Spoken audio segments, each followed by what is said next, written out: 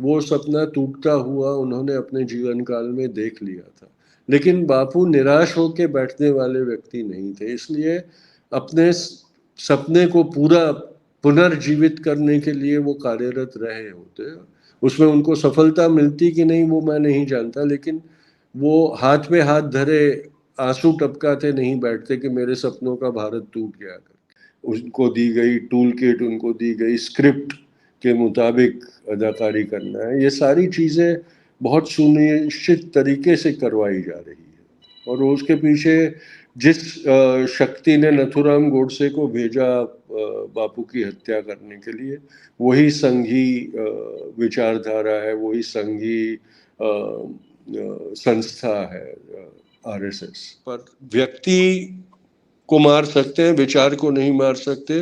ये गांधी की हत्या करवाने वाली जो एक विचारधारा है उसको भी ये समझ में आ गया, इसीलिए गांधी की हत्या करवाने के बाद आज 75 साल तक उसके विचारों की हत्या करने में वो लोग व्यस्त रहे। महात्मा गांधी के बारे में चर्चा के लिए आज हमारे साथ हैं उनके प्रपौत्र तुषार गांधी जी। नमस्कार। तुषार जी, आपको शायद याद नहीं होगा, आपसे मेरी मुलाकात जो पहली हुई थी वो संगम इलाहाबाद में हुई थी, प्रयागराज में। हाँ बिल्कुल बिल्कुल। जब आप महात्मा गांधी जी की जो बची हुई अस्थियां थी उनके विसर्जन के लिए वहाँ आए थे, और काफ़ी भीड़ भाड़ थी और लोगों ने बड़े श्रद्धा पूर्वक वहाँ लोग आए थे। आज की जो नई पीढ़ी है उसको गांधी जी के जीवन और उनके जीवन मूल्यों से और विश्व के लिए उनके योगदान से परिचित कराना एक बड़ी चुनौती है। खास करके इतना प्रोपोगंडा जो हो रहा है भारत में गांधी जी और उनके विचारों के खिलाफ। तो लेकिन गांधी जी पर जाने से पहले मैं आपसे ही शुरुआत करूंगा कि आप आजकल क्या कर रहे हैं? रामदत्त जी, देखिए, मैंने जिम्मेदारी उठाई है कि जो बापू के मूल्य हैं, तत्व हैं, उनके बारे में लोगों को जानकारी देना, अवगत करना। और आजकल जैसे आपने कहा कि बापू के बारे में दुष्प्रचार इतना संगठित रूप से किया जाता है कि वो लोग एक तरह से हमें बापू के बचाव में से ही बाज आने नहीं देते। हर रोज नई कंट्रोवर्सी खड़ी कर देते हैं और हम लोग अपना पूरा वक्त उसी में उसका खंडन करने में ही बिता देते हैं। तो आजकल वही उसी में व्यस्त रहता हूँ। लेकिन अब मुझे समझ में आया है कि ये एक साजिश है ताकि हम गांधी का जो महत्व, सही महत्व है, वो समाज में, वो कार्य में जो है, जिस आदमी ने कहा था कि मेरा जीवन ही मेरा संदेश है, उस जीवन को कार्यरत रखने की जो कोशिश हमने करते रहना चाहिए। उसमें से हमारा ध्यान वो लोग विचलित करके बापू के बचाव में हमको व्यस्त कर दे रहे हैं। तो हमने भी ये समझना बहुत ज़रूरी है, और इसलिए अब मैं ज़्यादा वक्त गांधी का बचाव नहीं करता, क्योंकि अब मुझे समझ में आया है कि बापू को बचाव करने की ज़रूरत नहीं है। जो लोग ये दुष्प्रचार को मानने लगे हैं, उनको हम कुछ भी कर ले, वो लोग सच्चाई की तरफ मुड़ने वाले नहीं है, क्योंकि उनके दिमाग जो है, उनका जो विवेक है, वो विवेक बुद्धि को इतना भ्रष्ट कर दिया है कि वो लोग झूठ को ही पकड़े रखना चाहते हैं। तो मुझे लगता है कि वो एक बार फिर से हमने गांधी का उदाहरण समाज में कैसे जीवंत रह सके वो देखना चाहिए। सबसे पहले तो मैं ये जानना चाहूँगा आपसे विचारों के बारे में कि जो महात्मा गांधी के परिवार के लोग हैं, उनके वंशज हैं, उनके जो खानदान हैं, वो 2 अक्टूबर को गांधी जी को किस रूप में याद करते हैं, किस रूप में मनाते हैं? देखिए, हमारे लिए ये बात है कि एक तरफ वो हमारे पूर्वज हैं, तो परिवार का एक हिस्सा है हमारा। और दूसरी तरफ वो एक सार्वजनिक व्यक्तित्व है जिसकी भक्ति भी लोग करते हैं और जिसका तिरस्कार भी लोग करते हैं। तो दोहरा हमारे लिए वो हो जाता है, उस व्यक्ति की दोहरी पहचान हमारे लिए होती है। जो पारिवारिक व्यक्ति है उसके लिए जो जैसे परिवार में सामान्य परिवारों में जिस तरह से वो होता है सलूक वैसे ही होता है। बचपन में मुझे याद है मेरे हमारे परिवार में एक प्रथा थी कि बापू की जो भी एनिवर्सरीज होती थी, जयंती या पुण्यतिथि, उस दिन एक वक्त का उपवास रखा जाता था घरों में, और फिर शाम को आश्रम की प्रार्थना करने के बाद वो उपवास तोड़ा जाता था और खाना खाया जाता था। तो मेरी युवा अवस्था तक वो परंपरा चलती रही। फिर धीरे धीरे शहरी जीवन के जो ज़रूरतें होती है उसके लिए, और वो अब नहीं उस तरह से अब नहीं मनाया जाता है।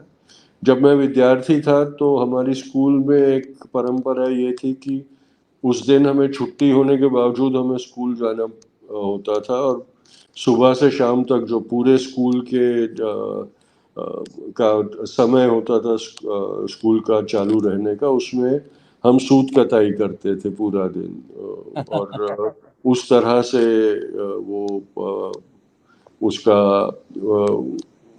सेलिब्रेशन होता था, गांधी जयंती और पुण्यतिथि दोनों दिन।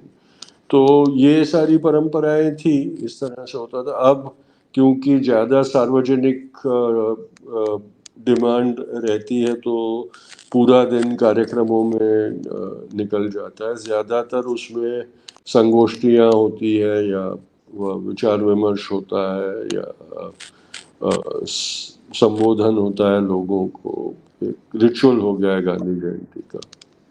ये परिवार में कौन प्रमुख लोग अभी बचे हैं? जैसे राजमोहन जी का नाम या गोपाल कृष्ण जी का नाम तो सबको पता है, और कौन प्रमुख लोग बचे हैं? कुछ लोग मेरे ख्याल से अभी साउथ अफ्रीका में भी हैं वहाँ। साउथ अफ्रीका में मेरी बुआ है ईला गांधी। फिर मेरे दोनों बुआओं के बच्चे हैं जो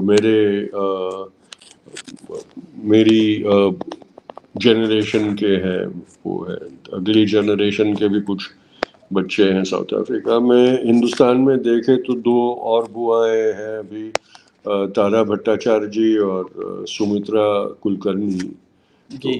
तो राजमोहन गांधी और गोपाल कृष्ण गांधी के अलावा तो और मेरी जनरेशन के हरिलाल गांधी के वंशजों में नीलम बहन है, और बाकी भी बहुत सारे हैं जो मेरे बाद की जनरेशन के हैं।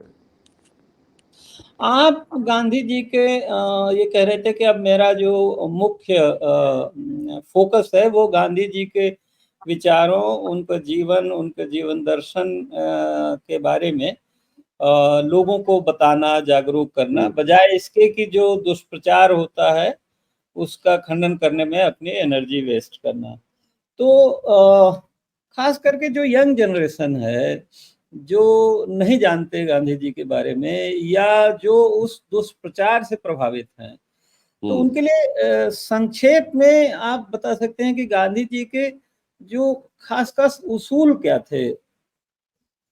देखिए, बापू के कोई ऐसा उसूल उनका आविष्कार नहीं थे। उन्होंने जो मानव सभ्यता की जड़मूल में जो उसूल और जो मान्यताएं थी जिसके कारण हमारा समाज और हमारी संस्कृति बने, उन्हीं को उन्होंने अपनाया था। जैसे कि सत्य है, सद्भाव है, प्रेम है, समता है, न्याय है। ये सारी चीज़ों के कारण ही हमारे एक समाज के स्वरूप में हम उभरे, और उसमें से हमारी सभ्यताएं और संस्कृति का उद्भव हुआ। तो बापू ने भी ये हमेशा कहा था कि मैंने कोई नया आविष्कार नहीं किया है, मैंने ये जो सदियों पुरानी आस्था है उसी का इस्तेमाल मैंने किया है, और ये चीज़ें जब तक सभ्यता रहेगी तब तक वो महत्वपूर्ण रहेगी। उसके बगैर सभ्यता टिक नहीं सकती। अब आप अहिंसा की बात कर लें तो जब हमें दिखता है कि हिंसा का क्या परिणाम हमें भुगतना पड़ रहा है, और हिंसा का मतलब यही नहीं है कि सिर्फ युद्ध होता है, युद्ध या मार धाड़। हिंसा वो भी होती है जो हमारे शब्दों में होती है, हमारे जो हमारा बर्ताव होता है लोगों के साथ उसमें होती है, जिस प्रकार से हम शोषण करते हैं लोगों को, वो भी हिंसा होती है।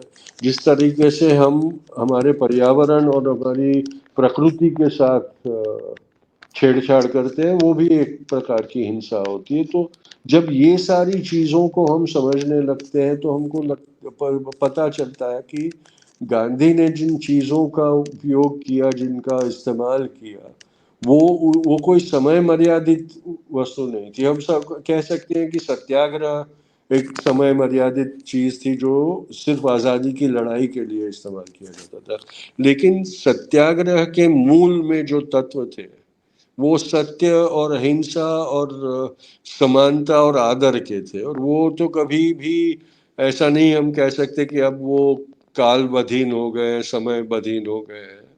तो ये था, इसीलिए गांधी का कोई ऐसा नहीं है कि इतने समय के लिए ही वो पर्याप्त था, उसके बाद उसका कोई महत्व नहीं, उसकी कोई जरूरत नहीं रह जाती है। हमने ये आप समझना बहुत जरूरी है कि गांधी व्यक्ति था, लेकिन गांधी विचार ज्यादा प्रभावशाली था, और उन दोनों में एक फर्क था। विचार जो था वो उसकी कोई समय मर्यादा नहीं है, लेकिन व्यक्ति जो था उसका जीवन उसके समय उसकी मर्यादा था। पर व्यक्ति को मार सकते हैं, विचार को नहीं मार सकते। ये गांधी की हत्या करवाने वाली जो एक विचारधारा है उसको भी ये समझ में आ गया, इसीलिए गांधी की हत्या करवाने के बाद आज 75 साल तक उसके विचारों की हत्या करने में वो लोग व्यस्त रहे हैं। इस पे थोड़ी देर में हम बात करेंगे।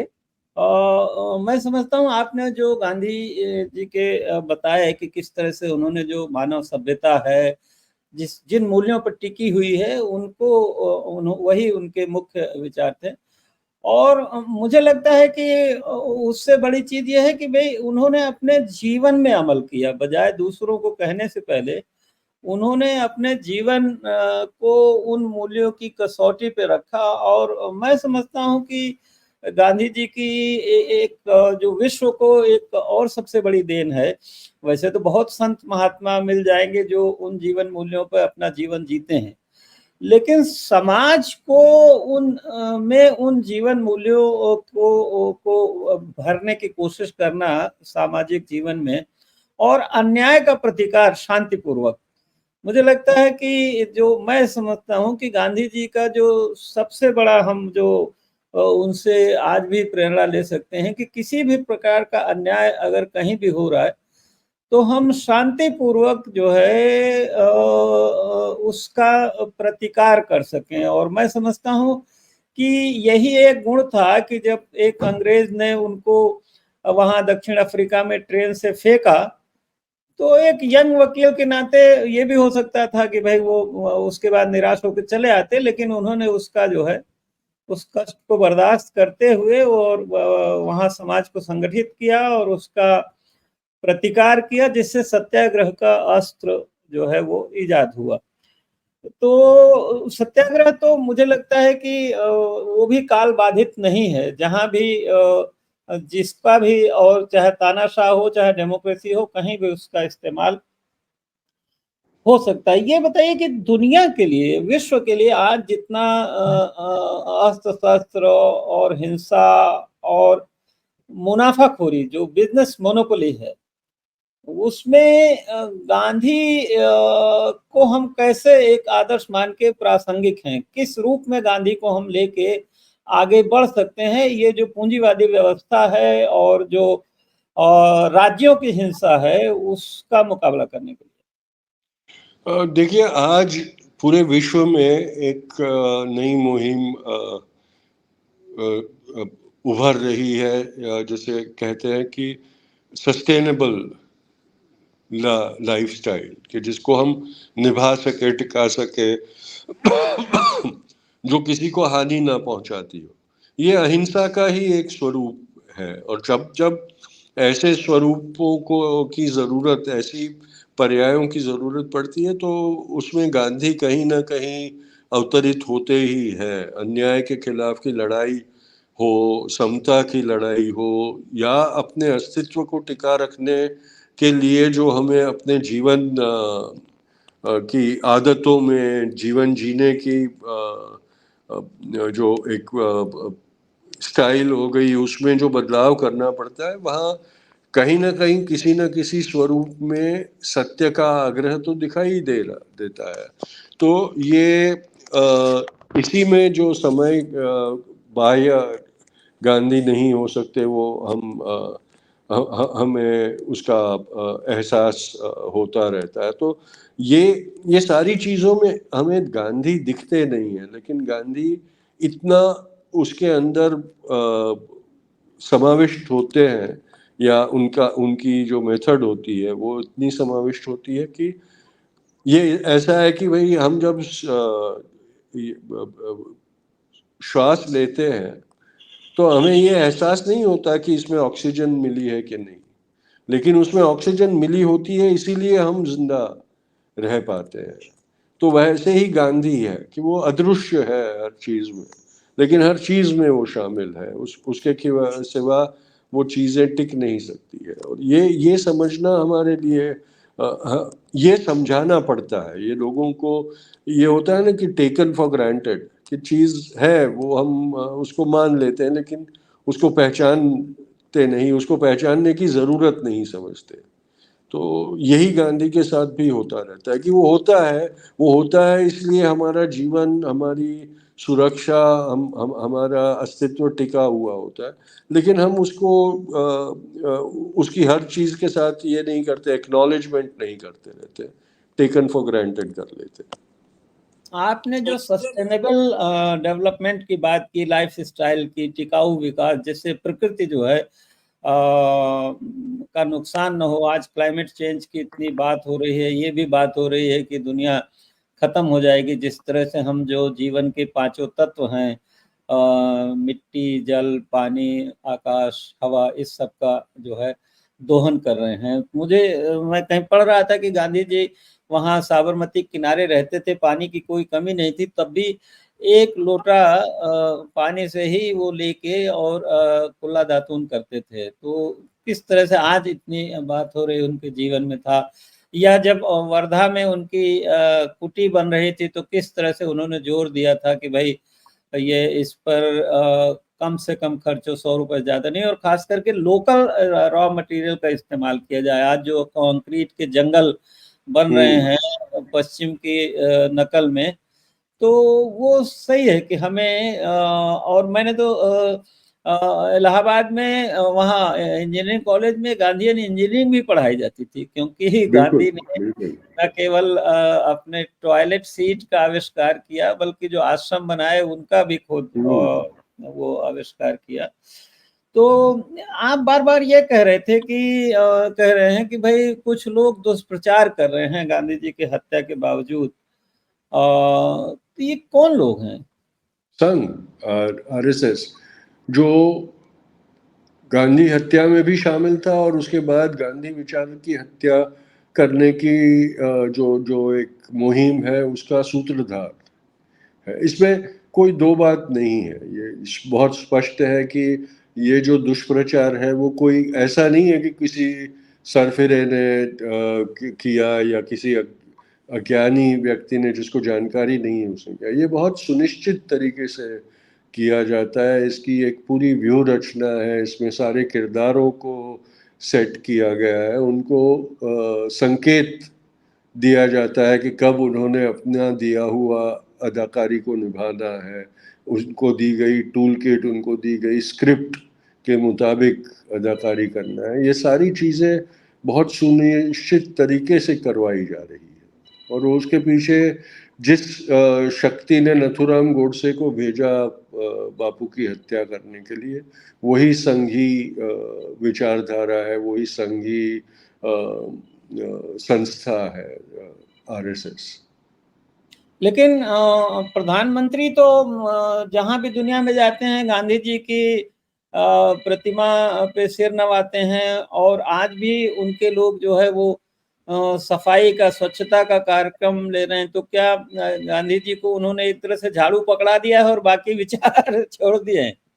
बिल्कुल, बापू ने, देखिए बापू ने भी स्वच्छता पे बहुत जोर दिया था, लेकिन बापू ने हमेशा कहा था कि पहले अपने अंदर की का मैल निकाल दो, गंदगी निकाल दो, अपनी विचारों को साफ करो, अपने आचरण में स्वच्छता लाओ, फिर बाह्य स्वच्छता के ऊपर की चिंता करो। आज जिस स्वच्छता अभियान का बापू को चेहरा बना दिया गया, या जिस स्वच्छता अभियान के लिए बापू की ऐनक का इस्तेमाल किया जा रहा है, वो सिर्फ बाह्य स्वच्छता है। इनके विचारों में जो कूड़ा करकट भरा हुआ है उसको तो साफ करने की कोशिश नहीं करती। जहां तक प्रधानमंत्री का सवाल है, वो उनकी बेचारे की मजबूरी है। गांधी की भक्ति का आडंबर करना उनकी मजबूरी है, वो कोई स्वेच्छा से नहीं करते हैं। जब गांधी को नमन करते होते हैं तभी भी उनके दिलों में तो गांधी के हत्यारों का ही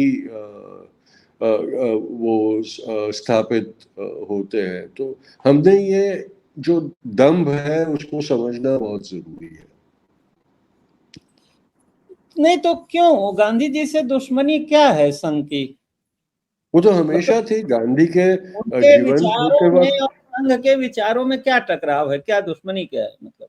देखिए, संघ का जो सपना है ब्राह्मण ब्राह्मण वर्चस्ववादी हिंदू राष्ट्र, उसमें सबसे बड़ा अवरोध अगर कोई था तो वो गांधी था। और उसी के कारण ये जो एक सेक्युलर राष्ट्र का निर्माण हुआ, वो उन्हीं के सपनों को साकार करने की वृत्ति में से हुआ। और ये संघ की बर्दाश्त के बाहर था। आज भी अगर उन्हें कोई चीज रोक रही है उनके ब्राह्मण वर्चस्ववादी हिंदू राष्ट्र की स्थापना से, तो वो गांधी के विचारों की ताकत ही है। उनका मुकाबला आज भी गांधी का विचार ही कर रहा है। तो गांधी के जीवन काल में से ही उनका द्वेष करना ये इनके लिए मजबूरी हो गई थी। और गांधी घृणा के सबसे बड़े सूत्र संचालक संघ है, इसमें कोई शंका की बात अच्छा, नहीं ये है बिल्कुल। जो संघ के लोग या बीजेपी के लोग तमाम प्रचार करते हैं, उसमें से एक ये भी है कि भाई गांधी जी ने पटेल को प्राइम मिनिस्टर नहीं बनने दिया, नेहरू को बना दिया। हालांकि नेहरू के बारे में भी बहुत दुष्प्रचार है, लेकिन इस पे आप कुछ कहना चाहेंगे? नहीं, देखिए ये एक पार्टी की आंतरिक बात थी। उन्होंने दो चीजों को जोड़ के एक मिथ्या खड़ा कर दिया है कि सरदार पटेल को पार्टी में मेजॉरिटी मिली, फिर भी गांधी ने नेहरू को थोप दिया। तो कांग्रेस की आजादी के पहले से ये परंपरा होती थी कि कांग्रेस के सारे जो रीजनल वो होते थे, वो लोग अध्यक्ष के चुनाव के लिए वोटिंग करते थे। और उसमें से एक जो चुनाव में जिसको बहुमत मिलता था, उसका नाम राष्ट्रीय कार्यकारिणी में जाता था। लेकिन फिर ये छोड़ दिया जाता था कि राष्ट्रीय कार्यकारिणी जिसको बेहतर समझे उसी को वो चुन लेते थे। तो सरदार पटेल के साथ ये हुआ था जरूर, पर उस वक्त जब वो नेहरू की जो वो हुई, बापू ने कहा कि नहीं पंडित जी की जरूरत है, तो वो ये आखिरी जो स्टेप होता था जो हमेशा हाई कमांड के ऊपर छोड़ दिया जाता जी था कि भाई जी जब जी। हाई कमांड जैसे सुनिश्चित करे वो अध्यक्ष बनेगा। तो तब बापू ने कहा था कि पार्टी अध्यक्ष, मुझे लगता है कि अभी के जो जरूरत है उसमें पंडित नेहरू ज्यादा लायक है मेरे मद्देनजर, और इसलिए अध्यक्ष पंडित नेहरू बने थे। और क्योंकि इंटरिम गवर्नमेंट का जो लीडर होना था वो पार्टी का अध्यक्ष बनेगा, ऐसा अंग्रेजों का फैसला था, तो इंटरिम सरकार के प्रधानमंत्री पंडित नेहरू बने थे। अब मेरे इन ख्याल से उस दोनों समय चीजों को जोड़कर जी, उन्होंने जी। ये कह दिया है कि भाई प्रधानमंत्री सरदार पटेल बनने थे और बापू ने पंडित नेहरू को बनवा दिया, जबरदस्ती करवाई, ये वो। मुझे लगता है कि उस समय जो इतना हिंदू मुस्लिम कॉन्फ्लिक्ट पैदा हो गया था, वो मुस्लिम लीग और हिंदू महासभा और आरएसएस तीनों की वजह से, तो शायद भारत को एक सेकुलर या सर्वधर्म समभाव की दिशा में ले जाने के लिए और दुनिया में जो भारत की जो छवि या नेहरू की छवि, मुझे लगता है वो भी एक बड़ा कारण रहा होगा वो भी था, गांधी। और दूसरा ये भी कारण था कि सरदार पटेल की जो राजनीति स्टाइल थी वो एकदम वो इम्पल्सिव वो होते थे, वो इमोशनली डिसीजंस ज्यादा लेते थे। और हाँ, बापू हाँ। जानते थे कि उस वक्त एक डिप्लोमेटिक बैलेंस रखना बहुत जरूरी है, जो नेहरू पंडित नेहरू के उसमें वर्ताव में साफ दिखाई देता था कि वो मध्यम रास्ता ढूंढने की कोशिश हमेशा करते थे, जबकि सरदार पटेल एकदम से सीमा पर पहुंच जाते थे, एकदम से इम्पल्सिवली डिसीजंस ले लेते थे। तो वो भी एक कारण था कि अभी ऐसी हमारे पास वो पॉसिबिलिटी नहीं है कि कहीं इम्पल्सिव डिसीजन में कोई गलत डिसीजन ले ले और फिर उसके ऊपर पश्चाताप करे। अगर कोई गलती होती है तो उसका बहुत भारी परिणाम हमें भुगतना पड़ेगा। जी, तो धीरज के ये भी साथ। एक कारण था। दूसरा एक कारण ये भी था कि पंडित नेहरू की उम्र और उनकी प्रकृति के कारण भी ये फैसला लिया गया था, क्योंकि नए बने हुए राष्ट्र को एक लंबे और स्थिर नेतृत्व की जरूरत थी, और सरदार पटेल की प्रकृति और तबीयत दिन प्रतिदिन दिन बिगड़ रही थी, ये जानकारी बापू को थी। और वो जानते थे कि सरदार पटेल शायद अब ज्यादा जी ना सके उनकी तबीयत के कारण।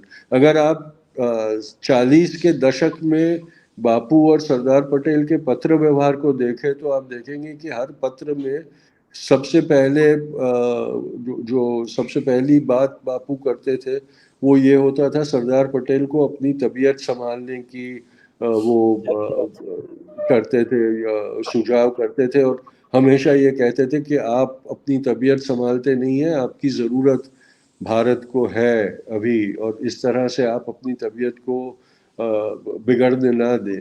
तो ये जो एक चिंता उनके दिमाग में थी वो भी एक कारण था। और देखो आप देखें कि भारत की आज़ादी के 2-3 साल के अंदर अंदर सरदार पटेल चल बसे, और 1 साल के अंदर अंदर वो उन्होंने खटिया पकड़ ली थी। तो वो जो जिन्ना के साथ हुआ, पाकिस्तान में जिन्ना 1 साल के जी, जी। अंदर गुजर गए, और उसके बाद पाकिस्तान में कैसी परिस्थिति हुई वो हम सब जानते हैं। और हिंदुस्तान को संभालने में नेहरू का जो लंबा कार्यकाल रहा वो बहुत बड़ा उसका रोल था। तो ये सारी चीज़ें भी बापू के उस डिसीजन के को इन्फ्लुएंस करने में बहुत एक अहम उसकी भूमिका थी, और ये मुझे हमने लगता है कि समझदारी उस से समय की जो यंग जनरेशन थी उसमें भी नेहरू ज्यादा लोकप्रिय थे। इसी तरह भगत सिंह की फांसी को लेकर के भी काफी प्रचार गांधी जी के खिलाफ किया जाता है उसको लेके।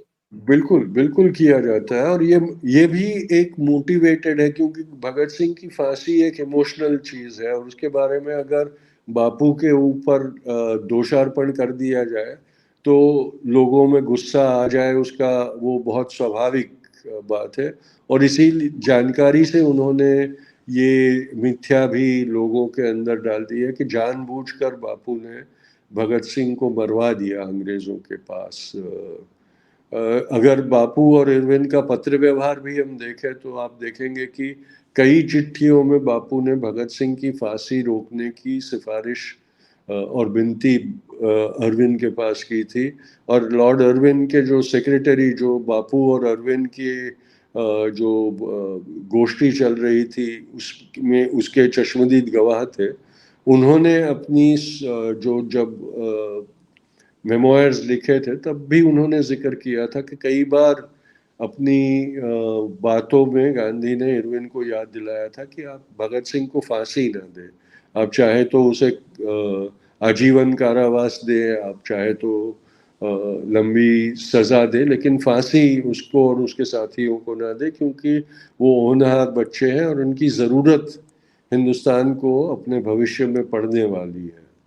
तो ये बात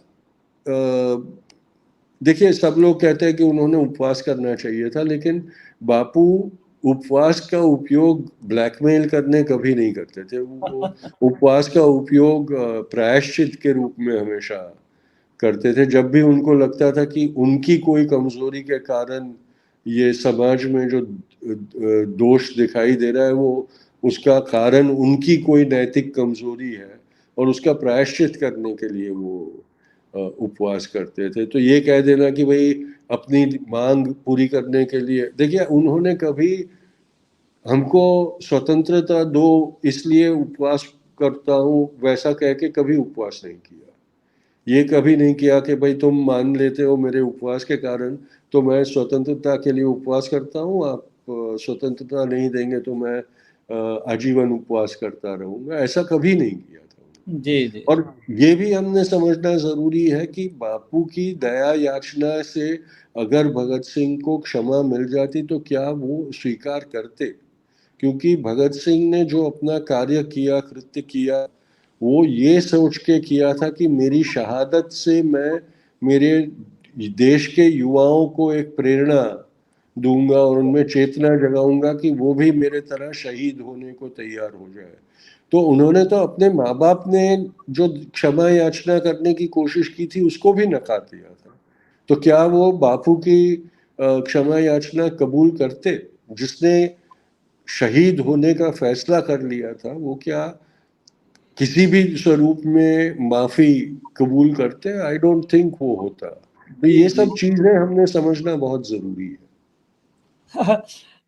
मैं धीरे धीरे उन्हीं बिंदुओं पे जा चला गया जिन पे ये दुष्प्रचार जिन बिंदुओं को लेकर के होता है, लेकिन मुझे लगता है कि थोड़ा युवाओं के लिए जानना जरूरी है। तो एक सुभाष चंद्र बोस जी के लिए भी का मुद्दा है कि भाई उन्होंने फोर्स किया उनको अध्यक्ष पद छोड़ने के लिए कांग्रेस का कुछ।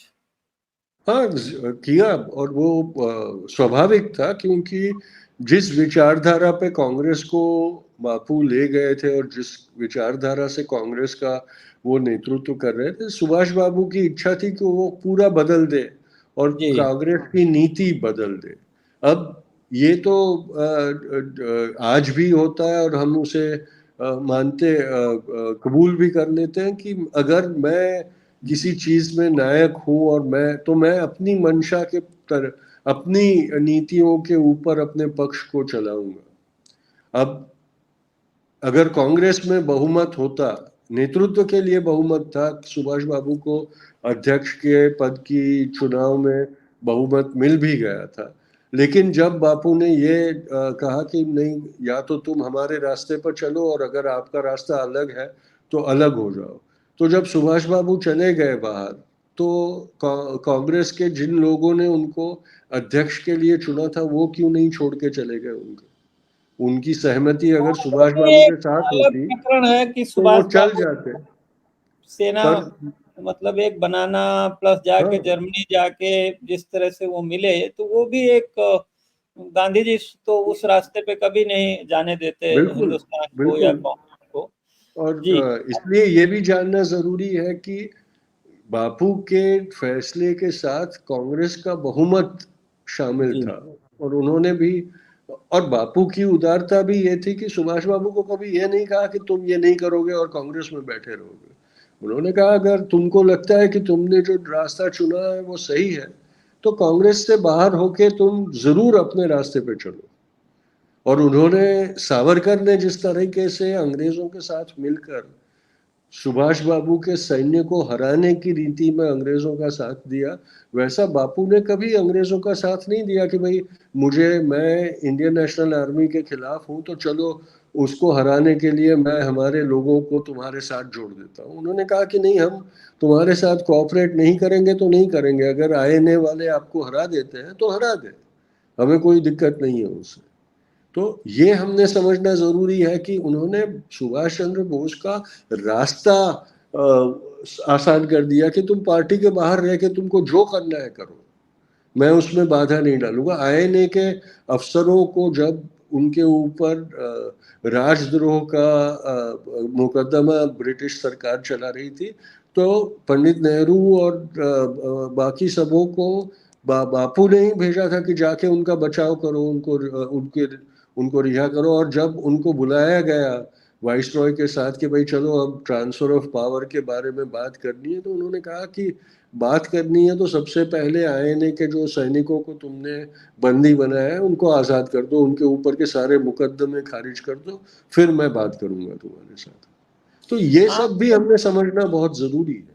जी जी, आपने बहुत सारी पेचीदगियों के बारे में बताया। आपने बीच में सावरकर जी का जिक्र किया, और मैं अंडमान के उस जेल को भी देखने गया था जहां सावरकर जी थे, और जिस कोठरी में थे और जिस तरह की यातनाएं उन्होंने वहां सही।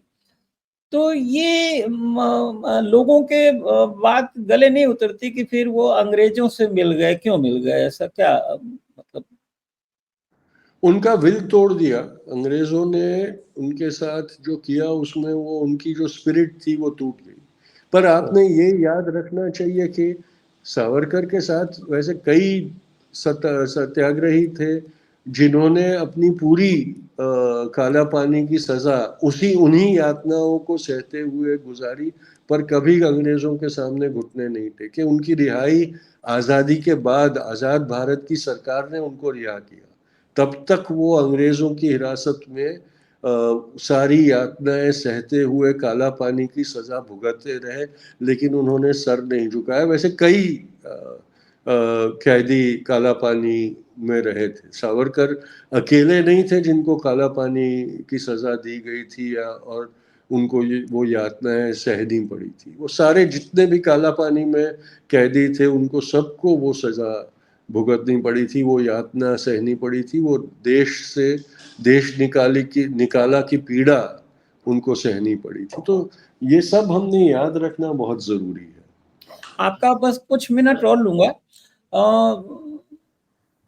कुछ मिनट आपको और लूंगा हाँ मैं। जरूर जरूर। जी, तो क्या मतलब ये पढ़ा था मैंने कि सावरकर जी के लिए पूना में अंग्रेजों ने एक बंगले का इंतजाम किया था और कलेक्टर से ज्यादा उनको पेंशन दिया था। तो रत्नागिरी इतना में, इतना जहाँ रहम, रत्नागिरी, इतना रहम क्यों सावरकर जी के पर किया था अंग्रेजों ने? सावरकर ने उनके साथ वफादारी का वचन दिया था उनको। जब उनको रिहा किया गया था तो उनके माफीनामा के साथ साथ वफादारी का वचन भी उन्होंने दिया था कि मैं जीवन भर आपके साथ वफादार रहूंगा और आपके खिलाफ कोई काम नहीं करूंगा।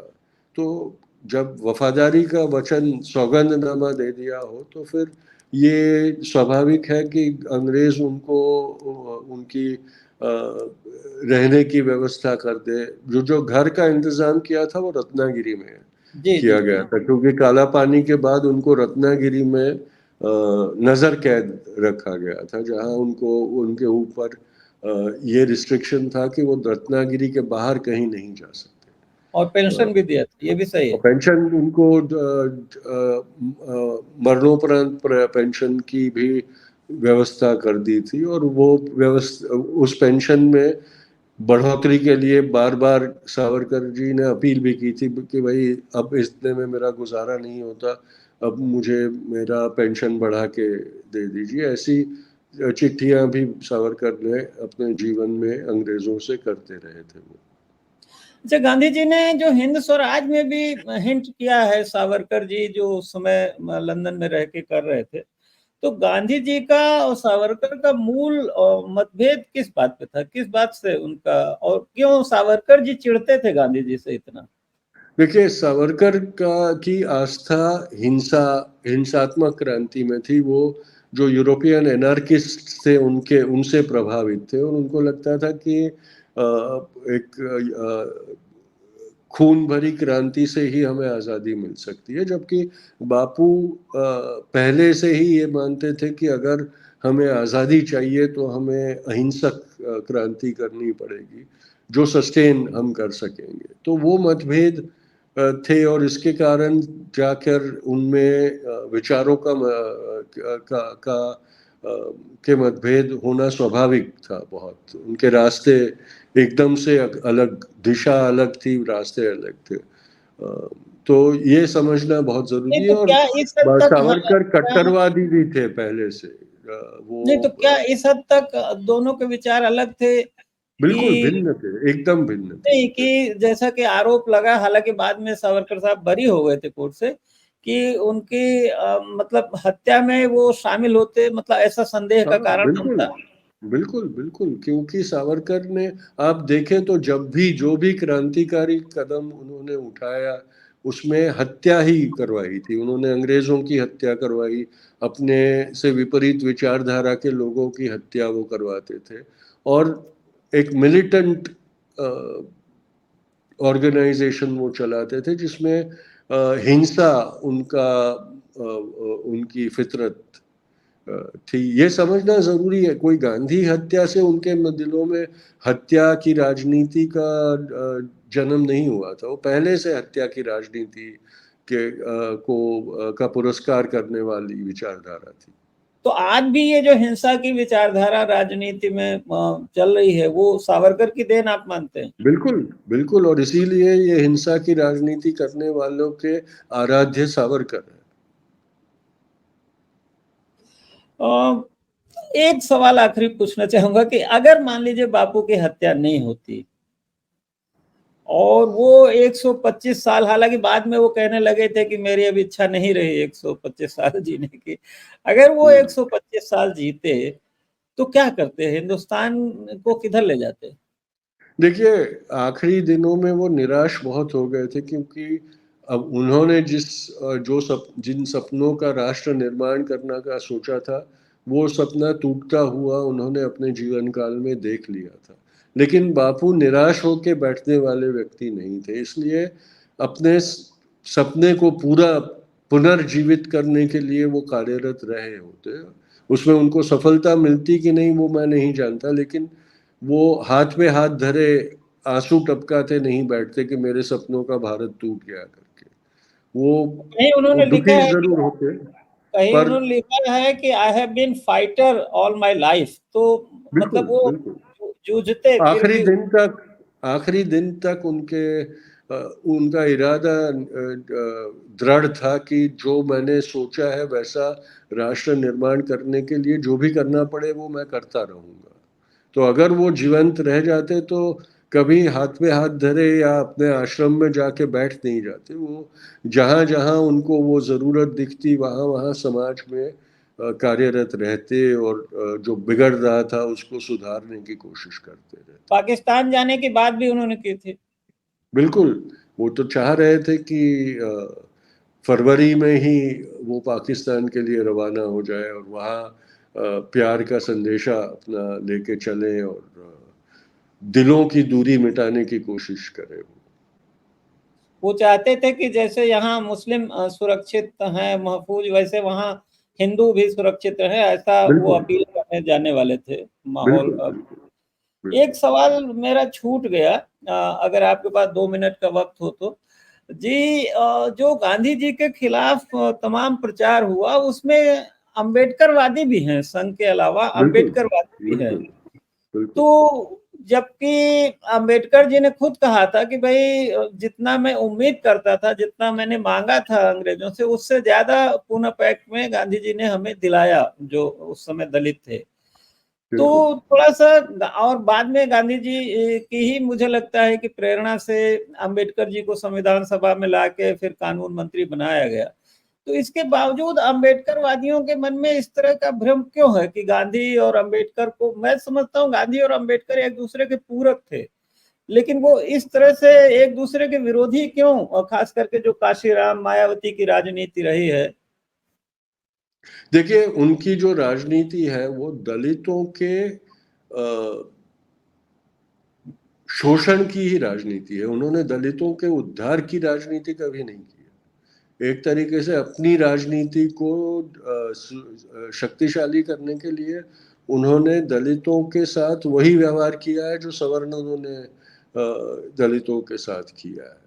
और ये जो गांधी अंबेडकर द्वेष की राजनीति करने वाले लोग हैं, उन्होंने ना गांधी को कभी समझा, गांधी को समझने की कोशिश भी नहीं की, लेकिन उनको सही में बाबा साहेब अंबेडकर भी समझे नहीं है, और इसीलिए उन्होंने जो मतभेद था उसको द्वेष में परिवर्तित करके वो राजनीति करने की कोशिश की है। तो ये जरूरी है समझना कि जो लोग अपने जो आदर्श मूर्ति है उसको ही नहीं समझ पाए हैं, तो वो दूसरों को क्या समझेंगे, ये है। और इसीलिए जिस प्रकार से बाबा साहेब अंबेडकर ने सोचा था कि अपना जो समुदाय है उसके उद्धार के लिए जिस प्रकार की नीतियां बाबा साहेब ने पर्याप्त समझी थी, उनको ये जो दलितों के कथित नेता है उन्होंने निष्फल बना दिया है, क्योंकि उनको अपनी राजनीति चलाने के लिए जो दलित समाज है उसको उसी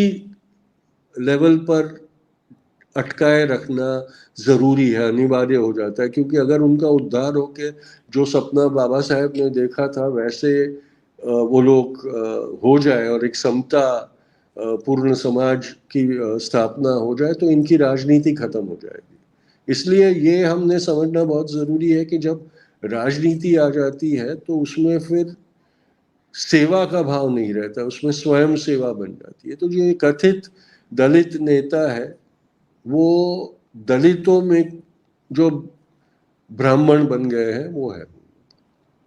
और मेरे ख्याल से जहां तक दलित का उसकी बात है तो सबसे पहले गांधी जी ने ही शुरू किया, जबकि अपने मेरे ख्याल से परिवार में और समाज में भी विरोध हुआ कि उन्होंने एक दलित परिवार की कन्या को गोद लिया, उसका रखा, उसका विवाह किया, मंदिरों में प्रवेश के लिए जो है वो संघर्ष किया, उनको समता के अधिकार की बात की। और गांधी जी मुझे लगता है कि दलितों के को बराबर लाने के लिए जो समाज में आम सहमति बनाने का काम किया, जो केवल अंबेडकर जी से नहीं हो सकती थी। अगर गांधी ने उसके लिए दोनों का महत्व अपनी अपनी जगह पे था। बाबा साहेब ने जिस तरीके से दलित उद्धार और जो छुआछूत की व्यवस्था का खंडन करने के लिए जो रास्ता इख्तियार किया, उसका भी महत्व उतना ही था जितना बापू ने किया था। उनके रास्ते अलग थे, उनका वो तरीका अलग था, लेकिन मकसद दोनों का एक था और पूरक था, एक दूसरे को पूरक था। उन्होंने कभी अपने कार्य प्रणाली से एक दूसरे को कमजोर करने की कोशिश कभी नहीं की थी।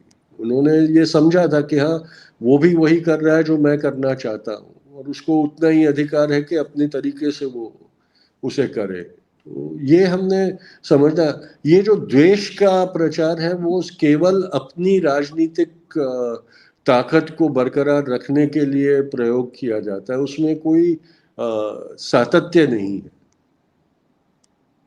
बहुत बहुत धन्यवाद तुषार जी। करीब पौन घंटे से ज्यादा हो गए, आपने समय दिया। बिल्कुल, बहुत बहुत शुक्रिया। आपका शुक्रिया। फिर कभी आपसे चर्चा करेंगे। अभी और कई पहलू हैं गांधी जी के व्यक्तित्व के बारे में, आपसे फिर चर्चा करेंगे। बहुत बहुत शुक्रिया। बहुत शुक्रिया आपका, बहुत शुक्रिया।